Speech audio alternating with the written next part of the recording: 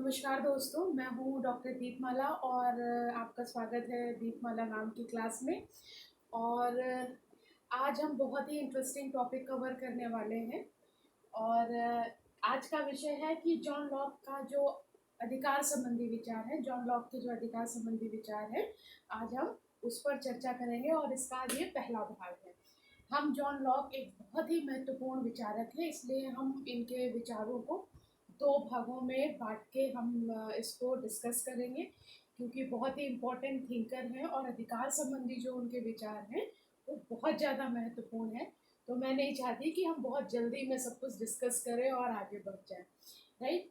John Locke इसलिए भी बहुत ज़्यादा महत्वपूर्ण है क्योंकि उदारवाद जो एक उदारवाद की जो विचारधारा है उसके वो बहुत सशक्त हस्ताक्षर हैं। तो इसको एक स्टीन ने उन्होंने कहा भी है कि उदारवाद की आत्मा सर्वाधिक श्रेष्ठ रूप से अगर किसी में प्रतिबिंबित होती है, दिखाई देती है, परिलक्षित होती है, तो वो कौन है? जॉन लॉक है। तो मित्रों, जो ये विषय है, जो आज का टॉपिक है कि जॉन लॉक और अधिकार संबंधी उनके विचार, तो इस पूरे लेक्चर को मैं आपको कुछ सेगमेंट्स में बांट के मैं आपको बताऊंगी कि हम लोग जब भी आपके सामने कोई भी विषय आता है, आप उसको सेक्शन में डिवाइड कर लीजिए और उसके बाद आप उस पर नोट्स बनाइए या कोई भी काम करिए, तो आपको क्लियरिटी ज़्यादा आएगी। हम लोग पहले जॉन लॉक पर बात करेंगे कि जॉन लॉक बेसिकली क्या थे, उनके बारे में जानेंगे। इसके बाद हम अधिकार की संकल्पना के बारे में हल्के तौर पर जानेंगे कि फौरी तौर पर जानेंगे कि अधिकार, बेसिकली अधिकार को लेकर कौन कौन से प्रचलित सिद्धांत हैं। और उसके बाद हम जॉन लॉक के अधिकारों के बारे में बात करेंगे। तो आइए शुरू करते हैं। सबसे पहले हम जॉन लॉक के बारे में बात करते हैं। तो मैंने आपको शुरुआत में ही बताया कि जॉन लॉक को उदारवाद का आधार स्तंभ कहा जाता है। इंग्लैंड में जन्मे थे, गौरवपूर्ण क्रांति उनके समय में हुई थी। 1688 की जो गौरवपूर्ण क्रांति हुई थी उनके समय में, और उसका उन्होंने ज़बरदस्त तरीके से समर्थन किया था। और उस गौरवपूर्ण क्रांति की वजह से जो उसके परिणाम स्वरूप निकल के आया था बिल ऑफ राइट्स 1689 में, उसका भी उन्होंने बहुत ही पुरजोर तरीके से समर्थन किया था। इसमें महत्वपूर्ण बात क्या है कि गौरवपूर्ण क्रांति और उसके बाद जो बिल ऑफ राइट्स आया, उसका समर्थन करने से हमको जॉन लॉक के व्यक्तित्व के बारे में जानने का मौका मिलता है, उनकी विचारधारा को समझने का मौका मिलता है। बिल ऑफ राइट्स बहुत ज़्यादा महत्वपूर्ण डॉक्यूमेंट है, क्योंकि इस डॉक्यूमेंट के द्वारा पहली बार राजा के अधिकार सीमित कर दिए गए थे इंग्लैंड में, और संवैधानिक सरकार की कहीं ना कहीं शुरुआत हुई और व्यक्ति के अधिकारों को महत्व दिया जाना शुरू हो गया। तो जब हम ये कहते हैं कि जॉन लॉक उदारवाद के समर्थक हैं और उदारवाद के आधार स्तंभ हैं, तो वो कहीं ना कहीं उदारवादी होने के साथ साथ वो व्यक्तिवाद के जनक भी हैं। यानी कि वो राज्य को सीमित अधिकार देने और इसके साथ साथ व्यक्ति के अधिकारों को बहुत ज़्यादा महत्व देते हैं। और वो ये मानते हैं कि व्यक्ति के लिए अधिकार अगर नहीं होंगे तो वो उसके विकास में बहुत बड़ी बाधा हो सकते हैं, इसलिए वो अधिकार को बहुत ज़्यादा महत्वपूर्ण समझते हैं। मैंने आपको पहले भी जब कोई विचारक मैंने आपको समझाया है या पढ़ाया है, तो मैंने आपको ये बात हमेशा बोली है कि आप उस विचारक की जो जिस समय में है उसको भी आप ध्यान रखिए, जिस समय में रह के वो अपने विचार व्यक्त कर रहा है। ऐसा करना इसलिए ज़रूरी है क्योंकि उसके समय में जो परिस्थितियाँ थी उसको ध्यान में रखकर वो उसने एक नई विचारधारा का सूत्रपात किया, एक नए तरीके से सोचने का प्रयास किया। तो जब हम जॉन लॉक की बात करते हैं, बहुत सारी रचनाएं उन्होंने लिखी। मनुष्य के स्वभाव के संबंध में निबंध जो उन्होंने लिखा वो खासा चर्चित हुआ। और इसमें ध्यान रखने वाली बात है कि 1690 में उन्होंने ये रचना लिखी थी मनुष्य के स्वभाव के संबंध में। एक चीज़ मैंने आपको बताना थोड़ा सा रह गया कि जॉन लॉक सामाजिक समझौता सिद्धांत के एक प्रमुख आधार स्तंभ भी हैं। आप लोग जानते हैं कि राज्य अस्तित्व में कैसे आया है, इसको लेकर बहुत सारे सिद्धांत हैं।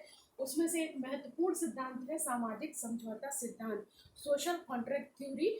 और उसके तीन प्रमुख विचारक हैं, हॉब्स, लॉक एंड रूसो। तो जॉन लॉक जो है वो एक सामाजिक समझौता सिद्धांत के भी समर्थक हैं, और आप सबको पता है कि सामाजिक समझौता सिद्धांत इस बात को स्थापित करता है कि राज्य अस्तित्व में आया है एक समझौते के कारण, यानी कि उसका विकास हुआ है और वो एक समझौते के कारण अस्तित्व में आया है, यानी कि व्यक्ति पहले है, राज्य बाद में है। तो जॉन लॉक सामाजिक समझौता सिद्धांत के भी एक बहुत बड़े क्या, वो 3 आधार स्तंभ में से एक आधार स्तंभ हैं। अगली जो उनकी महत्वपूर्ण रचना है शासन पे 2 निबंध, ये भी बहुत प्रसिद्ध रचना है, ये कई परीक्षाओं में पूछी भी जाती है, और इसका भी रचना काल 1690 है। जो उनकी और महत्वपूर्ण रचना है सहिष्णुता पर पत्र। उन्होंने 3 पत्र लिखे सहिष्णुता पर। पहला पत्र 1689 में, दूसरा 90 में और तीसरा 92 में पब्लिश हुआ। तो अब आपको एक हल्की जानकारी ये हो गई होगी कि जॉन लॉक किन परिस्थितियों में काम कर रहे थे और उनका एक सामान्य परिचय क्या है। अब हम बात करते हैं अधिकार की। आप सब जानते हैं कि अधिकार व्यक्ति के विकास के लिए बहुत ज़्यादा आवश्यक है। आपके भारतीय संविधान में भी मौलिक अधिकारों की व्यवस्था की गई है, इसके अलावा कानूनी अधिकार भी आपको प्राप्त है। तो अधिकार बहुत ज़्यादा महत्वपूर्ण है। तो अधिकारों को लेकर कई तरीके के सिद्धांत भी अस्तित्व में आए हैं, जिसमें प्राकृतिक सिद्धांत है, दूसरा कानूनी, ऐतिहासिक, समाज कल्याणकारी सिद्धांत, आदर्शवादी सिद्धांत और मार्क्सवादी सिद्धांत है। जॉन लॉक का जो संबंध है वो कहीं ना कहीं वो प्राकृतिक सिद्धांत के समर्थक हैं। मैंने आपको पहले भी बताया कि वो सामाजिक समझौता सिद्धांत के समर्थक हैं, और आपने जब सामाजिक समझौता सिद्धांत अगर आपने देखा होगा तो आपको पता होगा कि सामाजिक समझौता सिद्धांत में प्राकृतिक राज्य की बात की जाती है, प्राकृतिक अवस्था की चर्चा की जाती है, और उस प्राकृतिक अवस्था में ही आगे चलकर राज्य के निर्माण की प्रक्रिया घटित होती है। तो जब अधिकार की बात हम करते हैं और इसके विभिन्न सिद्धांतों को देखते हैं, तब आपको इस बात में स्पष्ट होना चाहिए कि जॉन लॉक जो है वो कहीं ना कहीं प्राकृतिक अधिकार के सिद्धांत से संबंधित है। तो जो प्राकृतिक अधिकार का सिद्धांत है उसकी मूल मान्यताएं क्या है, ये आपको पता होना बहुत ज़्यादा ज़रूरी है। तो पहली चीज़ है कि व्यक्ति को जन्म से ही कुछ अधिकार प्राप्त होते हैं।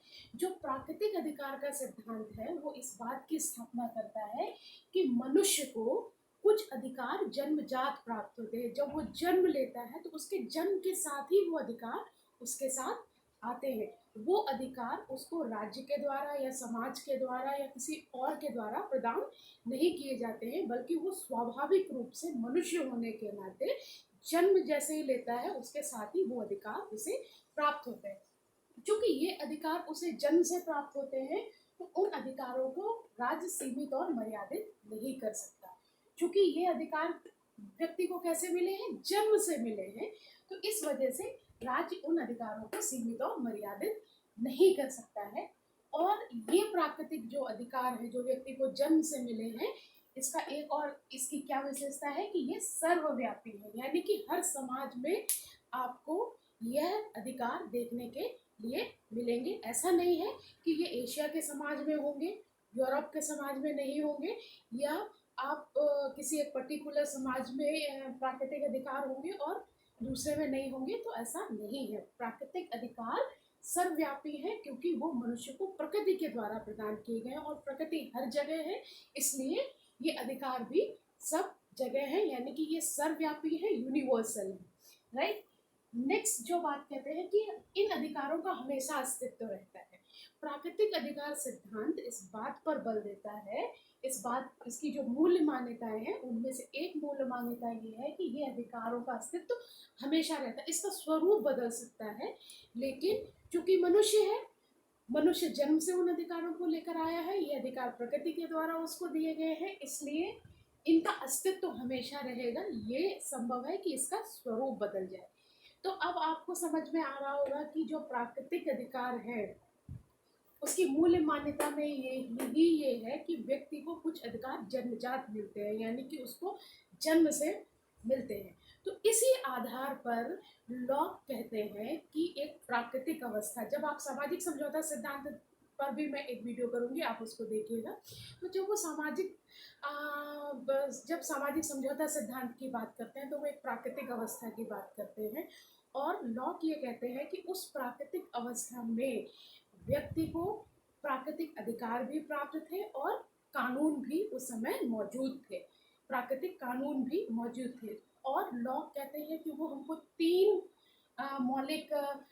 प्राकृतिक अधिकारों के बारे में बताते हैं। पहला है जीवन का अधिकार, राइट टू लाइफ, जो उस प्राकृतिक अवस्था में मौजूद था, राइट टू लाइफ। फिर स्वतंत्रता का अधिकार है, राइट टू लिबर्टी। तीसरा अधिकार है संपत्ति का अधिकार, जिसे मैं इसका जब मैं भाग 2 बनाऊंगी अभी, तो मैं उसमें डिस्कस करूंगी। तो तीन मौलिक रूप से लॉक तीन प्राकृतिक अधिकारों की बात करते हैं, जीवन का अधिकार, स्वतंत्रता का अधिकार और संपत्ति का अधिकार। यानी कि जॉन लॉक ये कहते हैं कि जीवन का अधिकार जो है व्यक्ति को वो प्रकृति से मिला है। तो इसमें पहली चीज की किस बात की वो स्थापना करते हैं, आत्मरक्षा का अधिकार, राइट ऑफ सेल्फ प्रिजर्वेशन। यानी कि प्रत्येक व्यक्ति को अपनी रक्षा करने का पूरा अधिकार है। यानी कि यदि कोई उसके अस्तित्व को नष्ट करने का प्रयास करे तो वो रिएक्ट कर सकता है, वो अपने आप को प्रोटेक्ट करने के लिए स्टेप ले सकता है। उसको आत्मरक्षा का अधिकार है जीवन के अधिकार के तहत।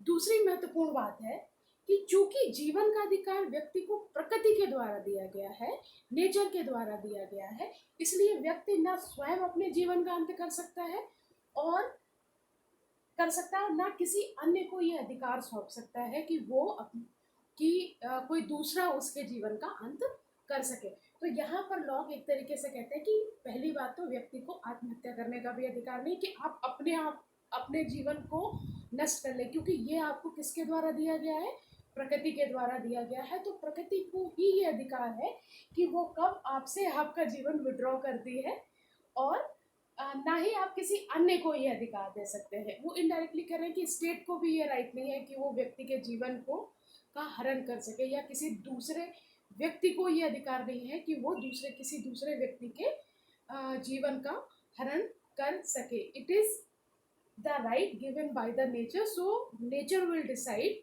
कि जीवन को कब तक रखना है और कब तक नहीं रखना है। यानी कि आत्मरक्षा करनी है, आत्मरक्षा का अधिकार आपके पास है, साथ ही साथ आप जीवन का अंत नहीं कर सकते और आप ना किसी को ये राइट सौंप सकते। इसके बाद जो इंटरेस्टिंग बात वो कहते हैं कि जीने योग्य जीवन का अधिकार है। यानी कि राइट टू लाइफ की बात जब लॉक करते हैं तो लॉक ये नहीं कहते कि बस जीवन का अधिकार है, आपको चाहे तो व्यक्ति को एक कमरे के अंदर बंद कर दीजिए और बस वो जीवित रहे, इसका आपको ख्याल रखना है। तो राइट टू लाइफ का मतलब उनका इस बात से नहीं है। वो ये कहते हैं कि जीने योग्य जीवन का अधिकार व्यक्ति के पास होना चाहिए, यानी कि उसकी मूलभूत जो आवश्यकता है, जो फंडामेंटल नेसेसिटीज हैं, उनका पूरा होना बहुत ज़्यादा ज़रूरी है।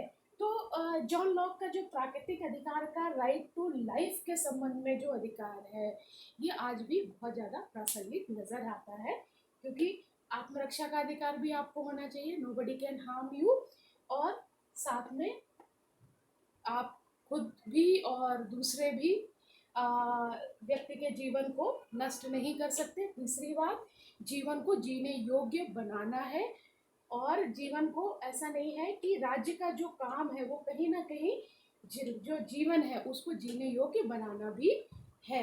ऐसा नहीं है कि वो बस जीवन है, जो बेसिक फैसिलिटीज़ हैं वो आपके पास नहीं है।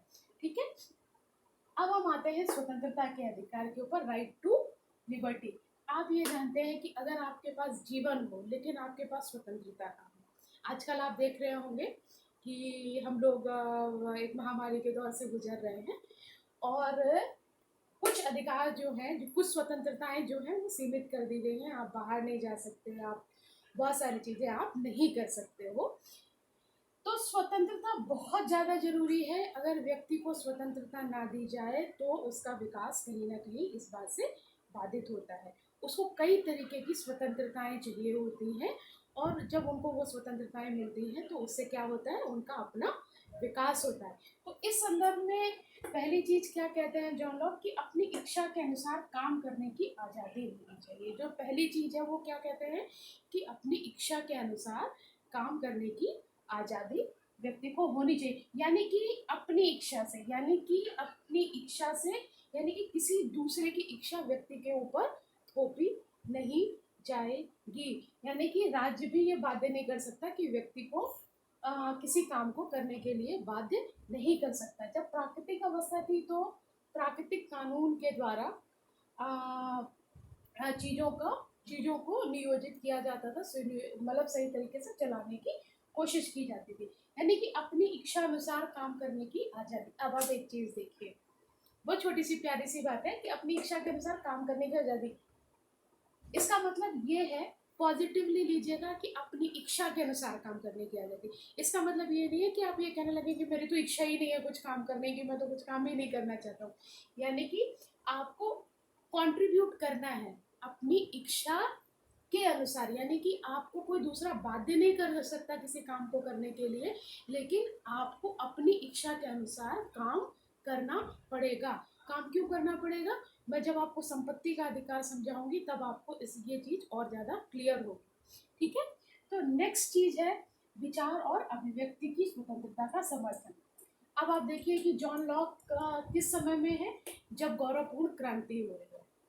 ठीक है, राजा के शासन के विरोध में लोग उतर के आ रहे हैं और व्यक्तिगत अधिकार की मांग कर रहे हैं। तो उस समय में अगर स्वतंत्रता के अधिकार के तहत लॉक ये कहता है कि विचार और अभिव्यक्ति की स्वतंत्रता होनी चाहिए, तो ये कोई चौंकाने वाली बात नहीं है।